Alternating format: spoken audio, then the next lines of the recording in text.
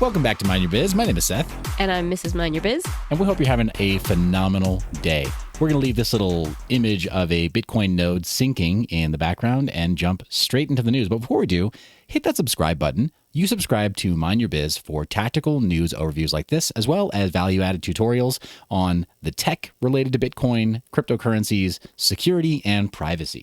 FDIC is selling signature bank deposits to Flagstar, crypto not included. Mimi, tell us all about that. Boo. So yes, they took crypto and $4 billion of crypto assets were not included in the buyout. And if those people want their funds back, they basically have to reveal that they had crypto assets by signing up for a digital account with the new bank that has been created to overtake Signature Bank. Got it. So this is kind of a way for the FDIC to get additional information on customers and to de-anonymize the Bitcoin and other cryptocurrency networks. Correct. Wow. Okay. So the quotable quote here is that the FDIC will provide these deposits directly to customers whose accounts are associated with the digital banking business. So, I mean, there's no ambiguity there. They definitely want to filter you into the haves or the have-nots of crypto. Exactly. Wow. Nick Carter called them out on Twitter by saying that the report from Reuters that said that Signature would be required to divest crypto activities as part of a potential rescue plan, but an FDIC spokesperson denied it, saying the agency did not require crypto divestment as part of any sale. But obviously, they lied. Mm-hmm. Wow, our government lied? What? Wait, the FDIC No. is not actually. Wait, our government or the Fed? Because the Fed isn't in our government? Wait, who are we talking about now? I know. It gets very, very complicated when you talk about financial institutions and the U.S. government. But apparently, the FDIC blatantly lied to a news outlet. It's not a new low, but it's really disappointing. But moving on, out of crypto slate, rules for thee but not for me. The holders of AT1 Credit Suisse bonds get nothing as shareholders get billions. Tell us the quick take, Mimi. So quick take, Credit Suisse was acquired by UBS, and the shareholders were the ones who got the payout, and the ones who had the bonds get nothing. Jeez. More of, I guess, the same in a lot of ways. It's government entities deciding who the winners and losers are. They're making it very clear that we're not spiraling towards socialism. We're there. Yeah, This is the government taking over all the banks. Yeah, that's disappointing. Let's talk about Fed Vice Chair Michael Barr. Speaking of bars, we had a sidebar about this character. This guy. Yeah, not happy about what this person has been doing. But apparently he's leading the charge on an air quotes unregulated stablecoin crackdown, as if that means something. Dollars themselves, when they're made into cash, are not regulated all that much, and neither is the banking system when it comes to, say, transferring billions upon billions of dollars for drug cartels or organized crime here in the United States. No, not in foreign lands, here. I digress. Tell us who this guy is. So a lawyer who has spent most of his career jumping between academia and the U.S. government. Bad things never happen when people are, only work in the theoretical environment of academia, of schools, and then go straight into managing fiscal policy or financial policy. Yikes. What could go wrong? Yeah. Wow. Okay. So that for me is a strike one against this character. But he architected the Dodd-Frank Act. What was that? So there was the legalization of bank bail-ins, which paved the way for similar legislation that is now occurring worldwide. Basically means that the customer's money is used by the bank to bail out the bank in a financial crisis.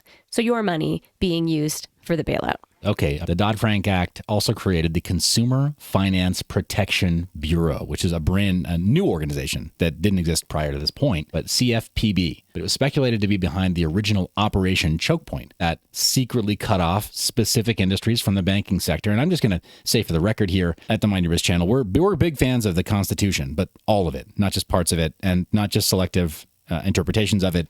And I know that some of the industries that were cut off from the banking sector secretly were parts of our economy in the United States that are directly tied to our rights, in particular our Second Amendment rights. That's been a struggle for a lot of groups, not just crypto people, but everybody who's oriented towards freedom and the Constitution. This could be behind the current scheme to unbank the crypto industry. Well, you can't know for sure. It's just if you're taking all the data points and linking them together, it seems pretty obvious. If you look at the CFPB operates without oversight, funded by the Fed, and they account for 12% of the Fed's total annual budget. That's a lot. That's huge. Right? It's probably more than NASA's had in the last 10 years. So it's this secret organization, not governed by any of our legislators, overlooked by any of our legislators, but making legislation that controls our money.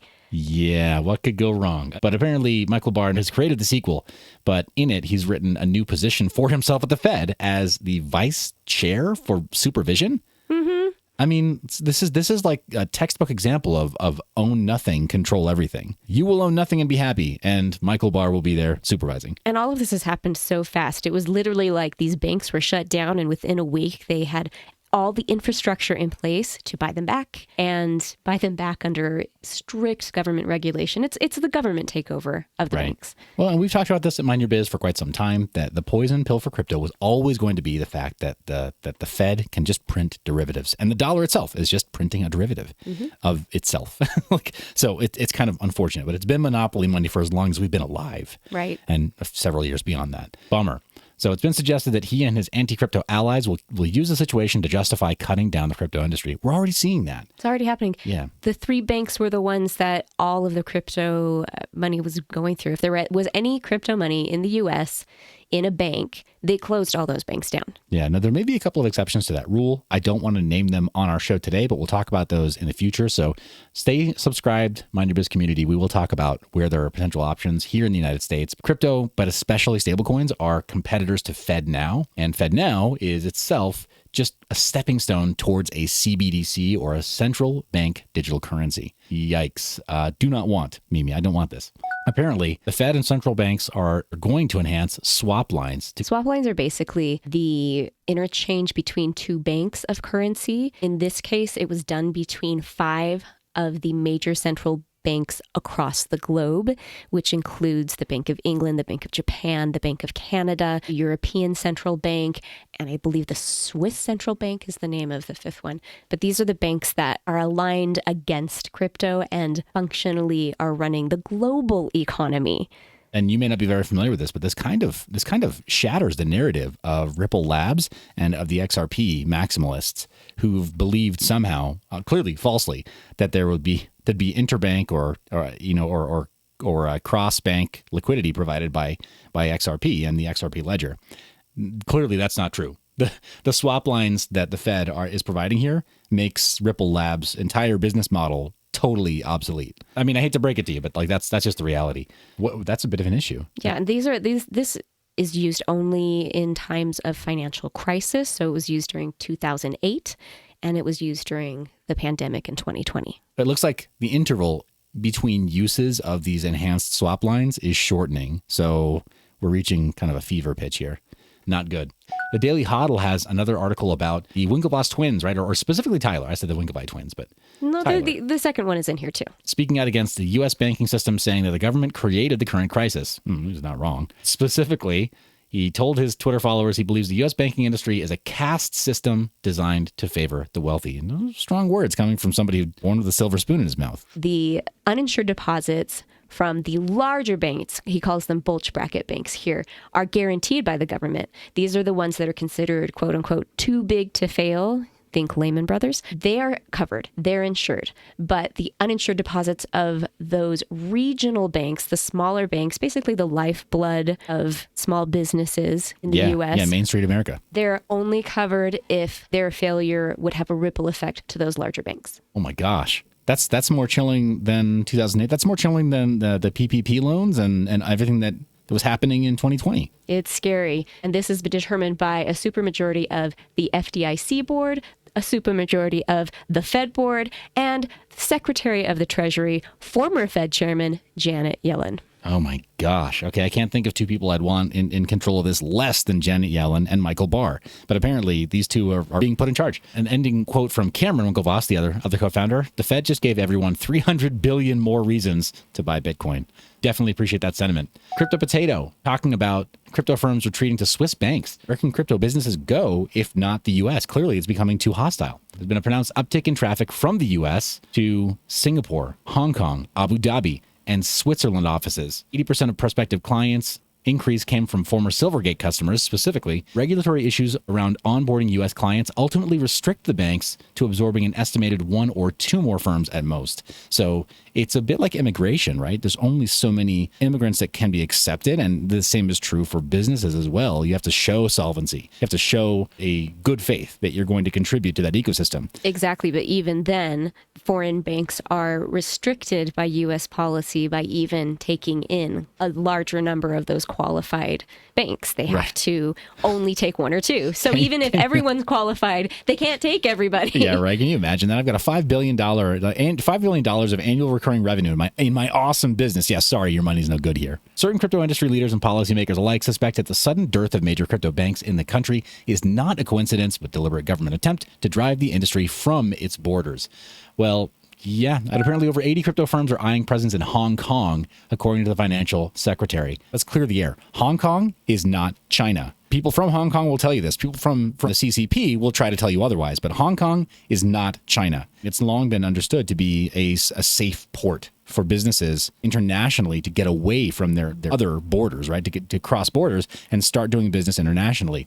But apparently too many are going there. And more we're seeing Hong Kong become the Web3 hub, where all the Web3 businesses are going now because it's so friendly to the crypto industry. Yeah, that in Singapore as well. I definitely believe Singapore would be, much more of a hotspot than even Hong Kong. No, actually, we're seeing entities moving from Singapore to Hong Kong even. Jeez. Yeah. Wow. Okay. Well, more on that later. We'll keep you updated. But our smart contracts apparently are being targeted by the EU's Data Act vote. Data controls may require smart contracts to include kill switches. Pilar de Castillo Vera, the leading legislator on the bill, emphasized that the updated regulations will benefit both consumers and businesses by granting them control over the usage of data generated by connected devices. The redrafted bill by Del Castillo Vera stipulates that smart contracts must be equipped with access controls and safeguards for trade secrets. They would need to possess features allowing termination or resetting. Experts are concerned that such measures might compromise the core function of smart contracts. Tibalt Schreppel, a blockchain law specialist and associate professor at VU Amsterdam University, expressed his reservations in a tweet before the vote.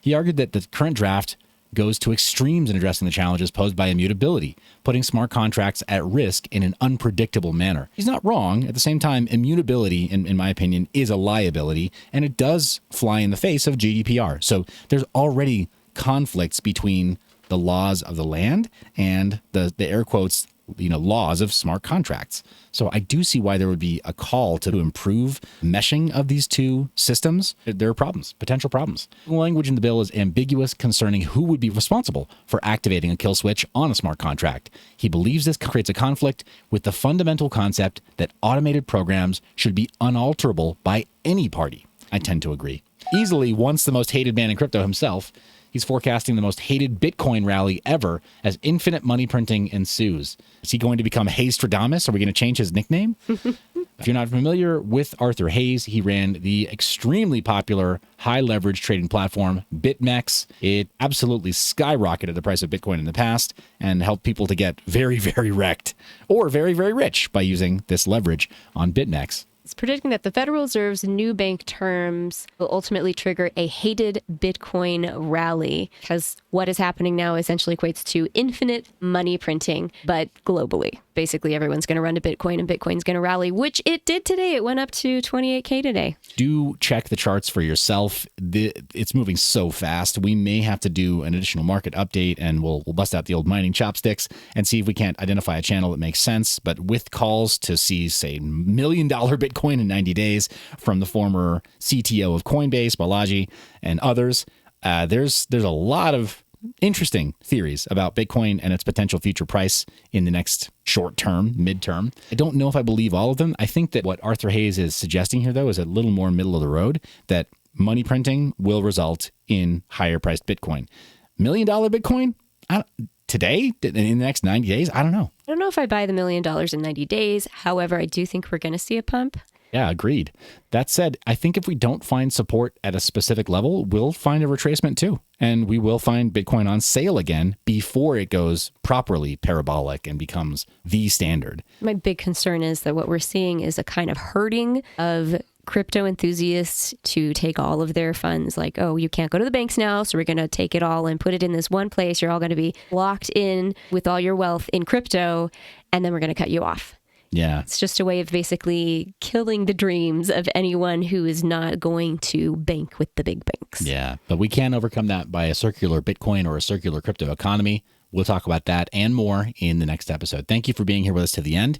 Thank you for being subscribed. And thank you for sharing this with somebody who's just getting involved in cryptocurrency and wants to learn their lessons in a shorter form like what we are doing in this video on Mind Your Biz. You're the reason we make this media. I love your face. Remember to stay private and mind your biz.